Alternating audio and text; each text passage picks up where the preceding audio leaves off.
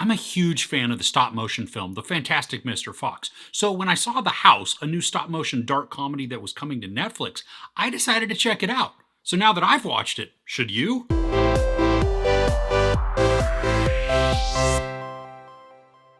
Across different eras, a poor family, an anxious developer, and a fed up landlady become tied to the same mysterious house. This is a visually awesome movie to experience. It's stop motion with felt and fur characters, but what is so amazing to watch is how the camera still achieves depth in so many of the scenes, providing a very immersive environment. There are three stories that play out, all crafted by three different directors, but they still all use the same house as the base focus for each story. I enjoyed the different tones each of the stories took on. The first is probably the darkest one as it involves a poor family and their desire for better. When the opportunity comes to have a new, larger home built for free, they jump at the chance despite there being some mild stipulations attached. This one is not only dark in tone, but the music and presentation have a very eerie feeling. And I loved how the story transitions also from a semi-happy and content family to one that desires more, and then what that does to them. The imagery is disturbing, and the film really embraces the use of light and shadows to cast a sinister overtone to the whole presentation. And I like what the message has to say about greed and contentedness, even though it's pretty sad. And what I really enjoyed, though, is the infusion of dark comedy within the story. There were several moments where I chuckled because either a visual or a line of dialogue was witty or very unexpected. Now, I didn't find this hilarious, but I don't think it's meant to be either. The second story takes us into the modern age, but we now follow animal inhabitants of the house instead of humans. But the animals speak and act just like humans. And actually, that's how the third story is also presented. The presentation continues to be mildly unsettling, and I enjoyed how in the second story there is this circularness to what's being told. The visuals were very upsetting and they just gave me the heebie-jeebies, but not because of it's some horror theme or anything like that. It's just something that I don't find particularly pleasant, and to then have a story surrounding this was just yuck, but in a good way.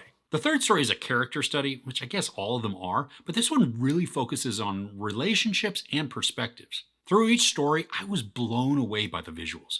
The care and dedication needed to complete a story is intense, and the mastery is evident in the final results.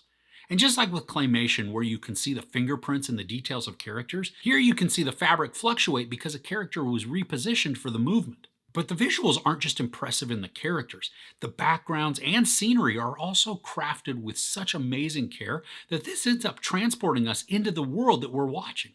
Even though this is a stop motion movie and a lot of it contains talking animals, I don't really think this is geared at all towards a younger audience. Not only are the topics and themes more mature, but the pacing is more adult as well. Now, I wasn't bored, but things don't happen quickly. The story moves along at a patient but deliberate rate, but one that will also bore the littles, I think, even if they're entranced by the visuals. And this has a relatively short runtime of 97 minutes, but I do think you might feel the time because of its more quiet presentation. Now, the voice cast is stellar, and a couple I geeked out over probably more than I should have. There's Susan Wokoma, who's been in a few shows that I have had just a ton of fun with, including Truth Seekers, Enola Holmes, and Crazy Head. But there's also Mark Heap, who may not be known to you, but he plays Brian in one of my all-time favorite shows, Spaced.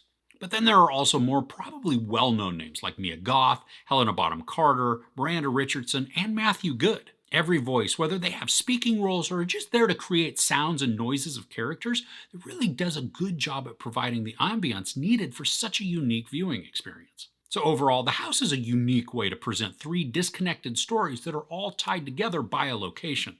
The themes are quite adult, but very relevant and even relatable. With impressive stop motion, the felt and fur animation is captivating and surprisingly dark in the way that lessons are taught. And even though the pace is slower, the excellent voice cast helps to create an atmosphere that is engaging. There's no sex or nudity, but there is profanity and some violence. I give The House 3.5 out of 5 couches. Do you have any favorite stop motion films? I'd love to hear about them in the comments below.